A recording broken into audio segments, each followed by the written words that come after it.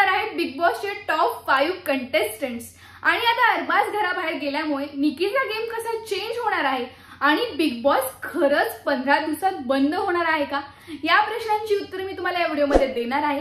Please त्याआधी माझ्या चॅनलला सबस्क्राइब करा आणि व्हिडिओ पूर्ण पाहत राहा। तर आपल्याला कालच दिसलं की अरबाज घराबाहेर गेलेला आहे आणि ज्या वेळेला निकीला समजलं की डेंजर झोन मध्ये फक्त निकी आणि अरबाज आहे, त्यावेळेपासून निकीनं खूप ड्रामा सुरू केला होता। म्हणजे त्यात रडत पडत वगैरे होती, खूप झाले, इमोशनल सीन झाले। पण त्यावेळेला ज्यावेळेस बिग बॉसने सांगितलं की अरबाज घराबाहेर जाणार आहे, त्यावेळी सुद्धा निकी खूप मोठे रडत होती। प्लीज कमेंट मध्ये सांगा कोणाकोणाला असं वाटलं की हा सगळा ड्रामा होता। मला तर सिरियसली हेच वाटलं की ही खूप मोठा ड्रामा क्रिएट करते, हिला फक्त फुटेज खायचंय। आणि मला हे कळत नाहीये, म्हणजे आपण ऍज अ ऑडियन्स अरबाजला निकीला बघून वैतागलो होतो, तरी सुद्धा हे बिग बॉस यांच्या जुदाईचा गम दाखवतात। म्हणजे मध्येपासनं ती बाहेरपर्यंत निकी किती रडलीये, खाली बसली, त्याचा पाय पकडतीये, नका जाऊ नको जाऊ नको जाऊ, या सगळ्या गोष्टी करतीये आणि ते सगळं फुटेज बिग बॉसने दाखवले।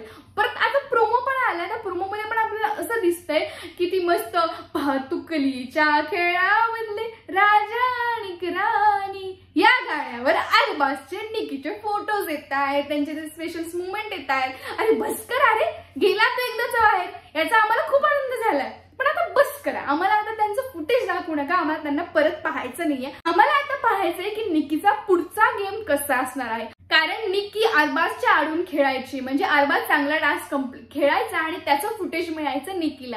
नेहमी निकी सगळ्यांसमोर अरबाजला ढकलायची, फिजिकल टास्क मध्ये पण अरबाजचा खूप चांगला उपयोग करून घेतला होता निकीने। आणि जसं जसं निकी बनेल तसंच अरबाज करत होता, हे आपल्या सगळ्यांनाच दिसलं।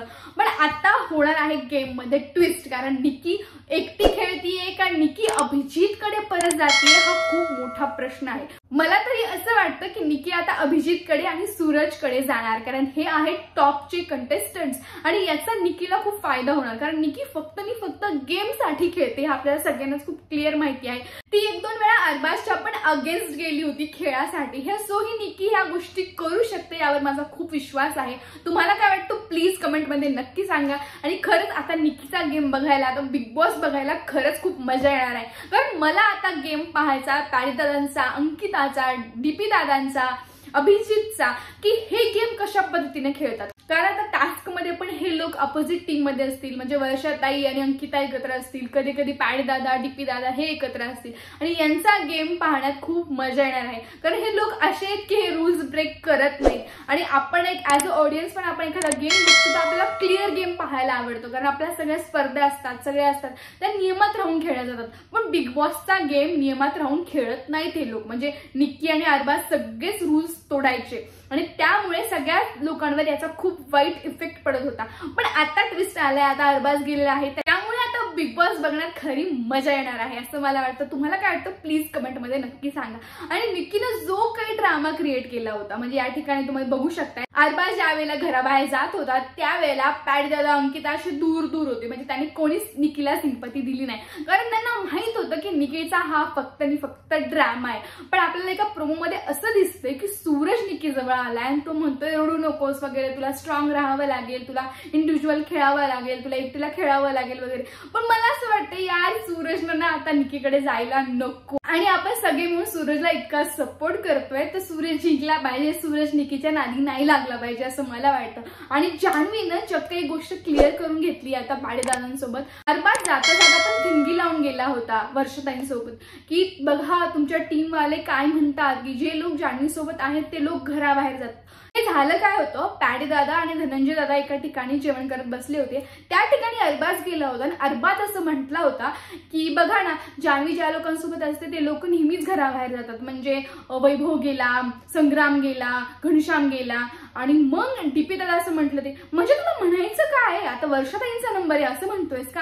आणि यावर ते सगळे हसले होते आणि अरबाजने इथे काय केलं, अरबाजने हाच पॉइंट उचलला, किचन मध्ये गेला, त्या ठिकाणी वर्षाताई आणि जान्हवी जेवण करत होत्या, तो चक्क वर्षाताईंना जाऊन म्हटला की बघा तुमच्या टीम मधले लोक तुमच्या माघारी काय बोलतात, ते असं म्हटलेत की जान्हवी ज्या लोकांसोबत राहते ते घराबाहेर जाणार, म्हणजे यावेळी वर्षाताई घराबाहेर जाणार।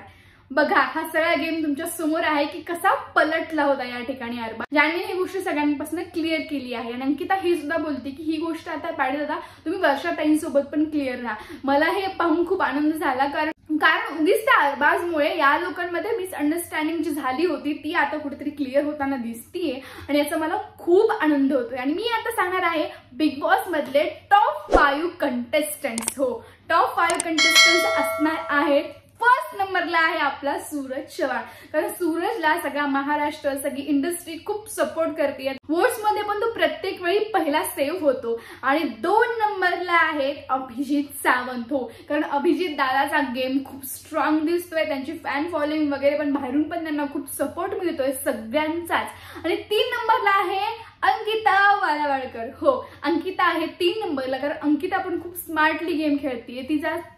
तिचे मुद्दे खूप व्यवस्थित मांडतीये, ती सगळ्यांची मन पण धरून चालतीये, तिची इमेज जी बाहेर पडतीये ती पण खूप छान इमेज पडतीये। आणि 4 नंबरला आहे निकी तांबोळी। हो, निकी तांबोळी टॉप 5 मध्ये असणार आहे, कारण निकीने जो काही यावेळेस ड्रामा केला आहे बिग बॉसच्या घरात तो खरंच म्हणजे भयानकच होता। ही रियालिटी आहे की यावेळेला बिग बॉस मध्ये जे काही भांडण झाले, जे काही झालं ते निकीमुळे झालंय, याचा करता धरता निकी आहे। त्यामुळे इथे कुठेतरी निकीला फुटेज मिळेलच आणि निकी टॉप 4 मध्ये तर नक्कीच असणार। टॉप 5 मधले लास्ट कंटेस्टंट आहेत पॅडी दादा। हो, पॅडी दादाचा गेम सुद्धा खूप स्ट्रॉंग दिसला होता आपल्याला आणि ते स्ट्रॉंग इंडिव्हिज्युअल गेम पण खेळतात खूप चांगले आणि त्यांनी सगळ्या घराला खूप छान सांभाळून घेतले। आणि ऍक्च्युअल आपण पॅडी दादांचे इतके चांगले फॅन आहोत, म्हणजे आपण पॅडी दादांना इतक्या वर्षांपासून फॉलो करतो आणि पॅडी दादा घरात पण तशीच राहिले, म्हणजे पॅडी दादांनी कधी कोणासोबत भांडले नाही, त्यांच्या मुद्द्यांवर ते ठाम राहिले। आणि त्यांच्या अगेन्स्ट ज्यावेळेस जान्हवी बोलली, पॅडी दादाने जान्हवीला उत्तर दिलं नाही, पण भाऊंच्या धक्क्यावर आणि महाराष्ट्रातले सगळेच प्रेक्षक वगैरे पण ज्यावर खूप भडकले होते, यांना असं सिद्ध होतं की त्यांना बाहेरून किती स्ट्रॉंग सपोर्ट आहे। त्यामुळे हे लोक टॉप 5 मध्ये असणार असं मला वाटतं। प्लीज तुम्हाला काय वाटतं कमेंटमध्ये नक्की सांगा आणि प्लीज माझ्या चॅनलला सबस्क्राईब करा आणि व्हिडिओ माझे असेच पाहत राहा।